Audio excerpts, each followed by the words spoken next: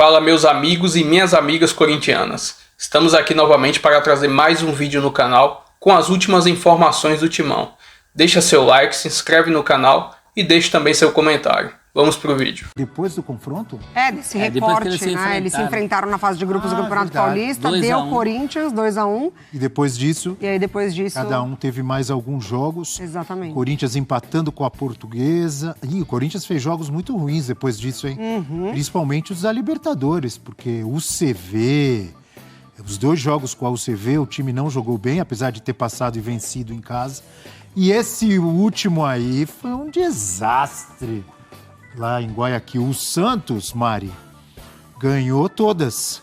E não sofreu nenhum gol. Ah, não, sofreu um gol do Água Santa. Eu pedi essa tela para nossa produção porque me chamou a atenção justamente isso. Assim, que a gente já sabia que o Santos tinha melhorado, isso é um fato. Para além dos resultados, o Caixinha mexeu na equipe a partir, inclusive, desse clássico da fase de grupos, que o Santos foi melhor que o Corinthians no segundo tempo, parte do segundo tempo, Soteldo entra, enfim, ali... A partir dali o Caixinha mexe na equipe também. Os primeiros 15 minutos. Exatamente. Até o Corinthians fazer o gol, né? Foi, exatamente. E me chama a atenção justamente isso, essa sequência do Santos de 4 vitórias, mas um jogo só sofrendo gols. Né? O Corinthians enfrentou adversários também de nível mesmo de Campeonato Paulista, mais abaixo, inclusive, a própria UCV.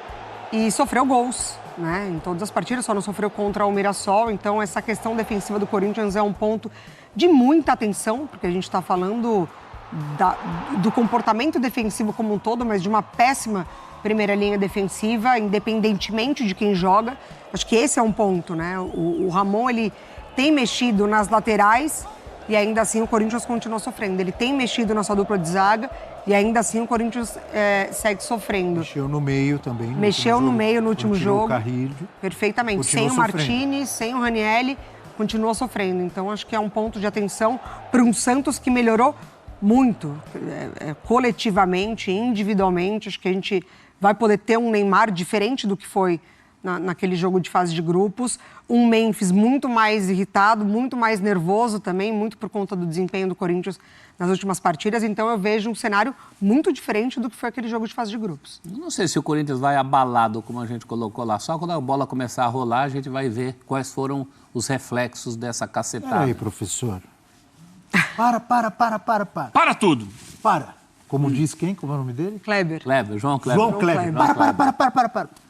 Você não sabe se o Corinthians vai abalado? Não sei. Depois da pancada que levou lá em Guayaquil? Justamente por causa da pancada... Explica isso aí, professor. Justamente por causa da pancada que pode reagir e querer mostrar jogo. Os jogadores do Corinthians. Mas era para ter mostrado o jogo também depois da pancada lá, né, da UCV, e não mostrou. Então, mas mesmo em casa. Pode ser que, em vez de abalado, esteja querendo mostrar serviço. Mordido. Eu dizia que eu não sei se o Corinthians vai abalado, mas eu tenho certeza que o Santos vem embalado. Isso eu não tenho dúvida nenhuma. O professor tá demais. Não tenho dúvida nenhuma. Seria engraçado, o Abel? Quê? Professor Caixinho botar um terno daqueles, Caixinho. Beira do campo. Muito bom lá do segundo. Castilho. Botava um terno. Roupa de Oscar aquilo lá. Ele estava adivinhando o que ia ser o jogo, né? De gala, roupa de gala. Digno da apresentação, exatamente. Mas o Santos vem Mas o embalado. professor Caixinha, ele vai de agasalho. Vai de agasalho? Não vai botar um terno, não? Acho que não. Mas Acho que abalaria emocionalmente o adversário. Vai sacudir, vai abalar. O Santos vai embalar. Ó, a Mari tá no carnaval ainda. Embalado. Não só Tô cansada tão quanto. Na tela que a gente mostrou, de 100% de vitórias do último clássico para cá. Clássico, aliás, que acaba com o Santos melhor, né? Os últimos minutos, o Santos... Peraí, o Santos veio embalado, 4 vitórias seguidas, mas... Todo respeito às equipes, aos clubes e às torcidas, mas foram 4 vitórias contra Noroeste, Inter de Limeira, Água Santa e mais um que eu não lembro. E Bragantino. Red Bull? E Bragantino foi E os adversários que o Corinthians pegou, que não teve vitória? É esse o ponto. Você viu o lado do Corinthians, quem é Agora que você tinha? me pegou. É esse o ponto. Agora você deixou fumaça saindo da minha A OCV, que eu e o Eugênio aqui já... Eugênio, nós E aí não é estávamos Portuguesa, juntos. é São Mas eu Bernardo, falei, é Guarani, é UCV. Nós acertamos tudo em relação ao UCV. Nós erramos em relação ao Corinthians, que não jogou bola. A UCV que jogou era que a gente achava que ia jogar mesmo. Né? Eu acho até que jogou melhor do que eu imaginava. Não, dentro um das suas nível. possibilidades. Um pouquinho o nível. Mas faltou muito o Corinthians. Porque o Corinthians permitiu, né? E é uma Como pena, permitiu ao Barcelona. é uma pena a gente não, hoje em dia, não conviver mais com jogadores, com técnico, dia a dia, treino, porque essa seria uma semana, dias, né, na verdade, muito interessante para saber como o Corinthians reagirá. As notícias que vêm são ruins, né? Falam de desentendimento. Você falou uma pena o quê? Por quê? Uma pena a gente não conviver mais com o jogador, com o técnico, com o Você treino. identificaria, pra sentir o né? ambiente. Quando chega no treino. Porque o ambiente é fundamental. Vai ser fundamental para saber se o Corinthians vai estar abalado ou indignado. Sim. Se o Corinthians estiver indignado, incomodado, é ruim para o Santos. Pode até estar abalado, se tiver normal, porque levou uma pancada e está numa situação muito difícil na Libertadores, mas quando entrar em campo domingo, com 40, 50 mil gritando, tem que deixar esse sentimento de lado. E aí eu estou falando do fator casa, viu, senhor Eugênio? Que você sempre defende aqui. Nesse caso é vantagem, porque um jogo só. Com certeza. São 2 jogos, aí o Santos teria um jogo na Vila. E mérito do Corinthians, né? Porque fez a melhor campanha num todo de Campeonato Paulista. Então, acho que o Memphis cobrou o time. E tem um ponto, desculpa, Mari, de interromper, sobre isso, né? Se o Corinthians passar pelo Santos com empate e o Palmeiras vencer o São Paulo, num eventual final, o Palmeiras terá a vantagem do mando de campo, né? Porque ele terá, são 2 jogos. Ele terá superado o Corinthians. Mas aí o último jogo em casa pesa muito. Desculpa, era só... Não, imagina. E foi isso, né? Que o Memphis cobrou na classificação contra o CV em casa. Primeiro que para pontuar que ali a torcida já estava muito irritada. Então, por mais que seja uma torcida que apoia, ali a gente presenciou já uma torcida que, em determinado momento, ficou calada. Então, a torcida do Corinthians, ela está irritada com o desempenho do time. É uma torcida que apoia, que não cobra durante os 90 minutos. Não teve poró-popó. Mas ela já está, exatamente, ela já está de olhos bem atentos. E ali o Memphis cobrou, né? Do Corinthians lembrar onde estava 6 meses atrás. O Corinthians resgatar a fase difícil que passou em 2024. Só um detalhezinho sobre o Memphis. Eu não discuto o que representa o Memphis tecnicamente. Ele é o ponto de virada de um Corinthians que quase caiu. Mal comparando, também teve um efeito meio Neymar, anímico. Agora, às vezes eu acho que o Memphis cobra coisas que ele... Não, ele está no pacote. Seria o primeiro Ele está no pacote. Ele está no pacote. Como assim? Não somos ainda o melhor da América, temos que ter consciência. Você vê ele jogando, o ritmo de jogo dele, principalmente nos jogos contra o CV, ele era o símbolo daquela crítica que ele estava fazendo. Eu sei que ele não se excluiu, mas... Quer dizer, correndo pouco. Ele é o primeiro. Entregando pouco, ajudando pouco na marcação. O jogo em Guayaquil parecia que tinha um jogador menos. Errando passe, errando situações. Exato. Então ele tem que fazer essa crítica, ele tem direito dessa crítica, mas também tem que fazer uma autocrítica. Vamos aguardar nesse clássico. Os caras crescem em jogo grande, professor. Também acho. Mesmo não jogando bem no jogo de volta contra o CV, quem pifou o Bidu foi ele. O próprio jogo contra o Santos. Claro, quem dominou e tocou para o Alberto e falou, faz. Quem foi? É isso, é verdade. Memphis Depay. Essa qualidade a gente não discute. Neymar não foi bem contra o Corinthians. Não foi.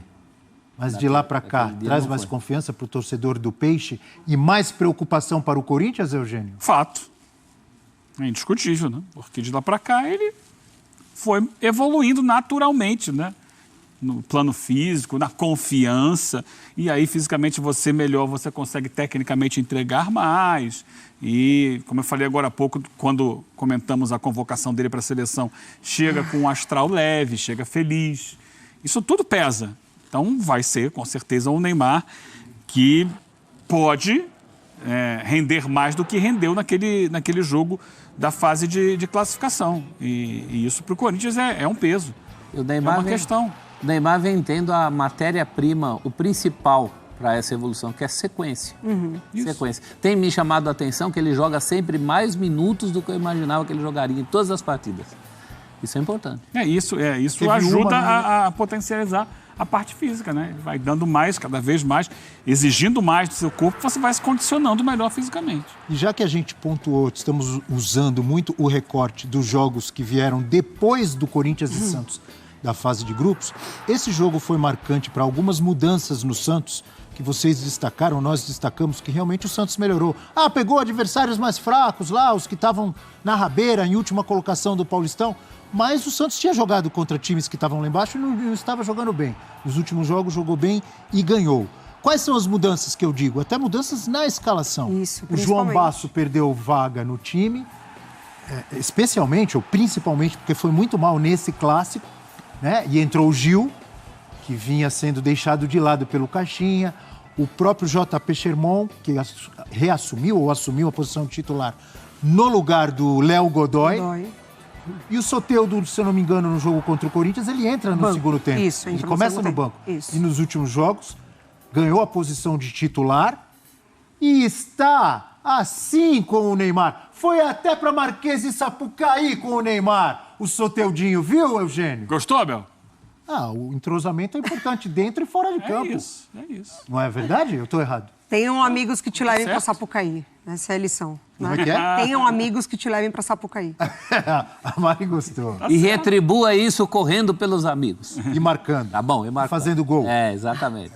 Sendo o Soteldo que todo Mas ele mundo mexeu no meio de campo também, né? Oi? Ele mexeu no meio de campo também, né? O Caixinha. Sim. Bom tempo jogando, mudando ali a E o dupla João de Schmidt. volantes, o Foi um dos Schmidt. melhores contra o Bragantino. Exatamente. Não é verdade? Exatamente. Nessa, mais próximo dessa reta final, quem perdeu um pouco o viço, até porque estava muito viçoso, O Amado? o Guilherme, o Amado.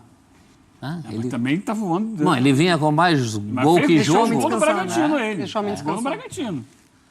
Fez gol no Bragantino? Não fez? Não, Foi Neymar e João Não, tá Schmidt. certo, foi o João Schmidt no rebote ali. Mas a mesma Mas coisa, participou, chutou, bateu falta e tal, desculpa. a mesma Chegou a coisa fazer que eu gol, falo do Memphis. Confundi. Pode crescer no jogo decisivo. Com certeza. Guilherme também, o Amado. É importante que o Santos ele ganha outras opções e se aproxima do que o Caixinha gosta de jogo, né? Vai ser muito importante novamente um time pressionando, recuperando ainda no campo de ataque. Foi esse o início muito bom do Corinthians do Santos contra o Corinthians nessa fase de grupos. Tem que manter os 90 minutos. São jogadores que poder crescer, podem. Mas, às vezes, é um investimento difícil. Numa noite ou dia em que as coisas não estão dando certo, em que o time não está andando. É uma aposta que muitos técnicos fazem e, às vezes, não dá em nada. E aí tem que ouvir, que o cara não jogou nada. É uma aposta difícil. E olha, professor, lembrando que o jogo de volta entre Corinthians e Barcelona, na quarta-feira, transmissão ESPN e Disney+. Sim. A gente sabe que o jogo de domingo pode ter uma influência boa ou ruim para o jogo de quarta-feira do Corinthians. São competições diferentes, mas de repente o Corinthians elimina o Santos, faz um bom jogo, apresenta um bom futebol e vai mais animado e mais otimista, certo? Se eu falei que a tarefa do Vasco era hercúlea, essa do Corinthians é o quê? Não sei. Não faço pergunta difícil, senão eu vou no dicionário de novo. Não